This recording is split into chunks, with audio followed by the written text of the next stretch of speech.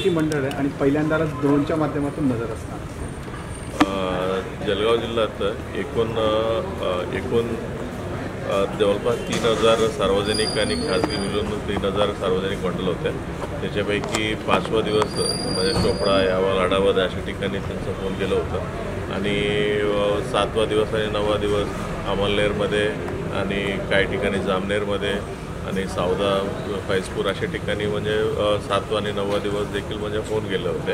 आता जे उद्याचं जे मेन अनंत चतुर्दशीच्या अनुषंगाने आपल्याला जवळपास 1500 सार्वजनिक गणपती आहेत पूर्ण जिल्हाभरात आणि त्याच्यापैकी सर्वात मोठा बंदोबस्त आपला जळगाव शहरामध्ये, भुसावळ शहरामध्ये, चाळीसगाव शहरामध्ये ही सर्वात मोठ्या संख्येने सार्वजनिक गणेशोत्सव आहे. त्याच्या अनुषंगाने आज सायंकाळी आपण पूर्ण शहरामध्ये रूट मार्च आम्ही आयोजित करण्यात आलेला आहे. रूट मार्च केल्यानंतर उद्या सकाळी 7 वाजेपासून रात्री जोपर्यंत पूर्ण विसर्जन होत नाही तोपर्यंत आपला पूर्ण बंदोबस्त राहणार आहे. बंदोबस्त जळगाव शहरामध्ये जे मेन इम्पॉर्टंट आहे त्याच्यामध्ये 1 ॲडिशनल SP, 2 DYSP दर्जाचे अधिकारी, 9 PI आणि 40 API PSI आणि त्याच्यासोबत जवळपास 600 पोलीस कर्मचारी आणि 400 होमगार्ड अशा पूर्ण नेमण्यात आलेलं आहे.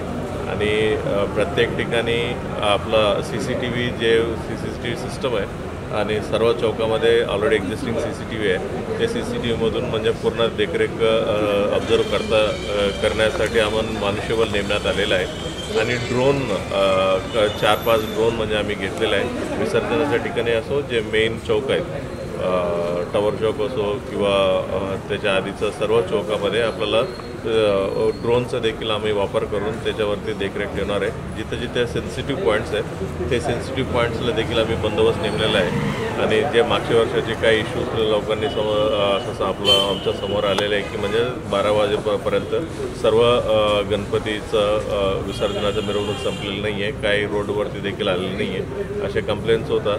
म्हणून म्हणजे आम्ही सकाळी लवकरच म्हणजे गणपती विसर्जनाचं मिरवणूक लवकर सुरू करण्याचे प्रयत्न करत आहेत. आणि आपल्या लोकांनी देखील म्हणजे आपला जे धक्का मारणारे पार्टी होते त्याच्यामध्ये देखील म्हणजे आपण वाढीव मनुष्यबळ दिलेलं आहे. म्हणजे सर्वांना आम्ही आधीच मीटिंग घेतलेलं आहे. आम्ही प्रयत्न करतो की म्हणजे जास्तीत जास्त मंडळ आणि पूर्ण विसर्जन 12 वाजेपर्यंत त्यांचं पूर्ण मिरवणूक होईल त्याच्यासाठी आम्ही प्रयत्न करतो. तर यामध्ये काही लोकांना हद्दपाराची नोटीस वगैरे देण्यात आलेली आहे का आणि कुठल्या वाद्यांवर किंवा लाईटांवर बंदी घातली का?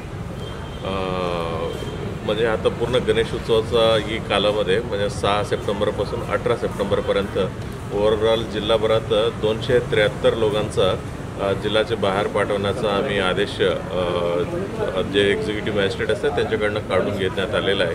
आणि तुम्हाला माहिती आहे म्हणजे साऊंड पोल्युशनचा नियमानुसार म्हणजे DJ किंवा ज्या वाद्य ज्याच्यामध्ये 75 डेसिबलपेक्षा जास्त साऊंड पोल्युशन होते त्या वाद्याचा बंदी आहे. आणि त्याच्यासोबत म्हणजे काही लोकांनी जे एक्सरे वापरत आहेत आणि काही लोकांनी जे फटाका आणि ही जर गोष्टी वापरत आहेत त्याच्या देखील म्हणजे आम्ही सूचना दिलेल्या आहे. म्हणजे जरी कोणी वापरला त्याच्यावरती म्हणजे आम्ही योग्य तो कायदेशीर कारवाई करणार आहे. आणि कोल्हापूरमध्ये आणखी ठिकाणी जिथं एक्सरे जे वापरल्यामुळे म्हणजे स्वतः मिरवणुकामधलं काही माणसाला आणि पोलिसांना देखील म्हणजे त्याच्यामध्ये नुकसान झाले होते, मेडिकल प्रॉब्लेम झाले होते. म्हणजे अशा होऊ नये म्हणून म्हणजे सर्वांनी आम्ही याच्यापूर्वी पण सूचना दिलेल्या आहे. आता परत ती सूचना देते जर उद्या कोणी सापडल्यावर त्याच्यावरती योग्य तो कायदेशीर कारवाई करण्यात येईल.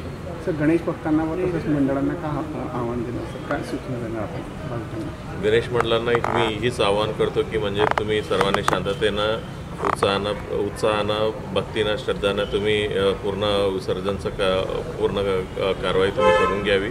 आणि पोलिसांनी जे केलेल्या सूचना आहे त्या सूचना तुम्ही पालन करावी. लवकर तुमचा गणेश मंडळ विसर्जनासाठी बाहेर आणावी आणि 12 वाजता अगोदरच म्हणजे तुमचं पूर्ण विसर्जन तुम्ही आटोपून घ्यावी.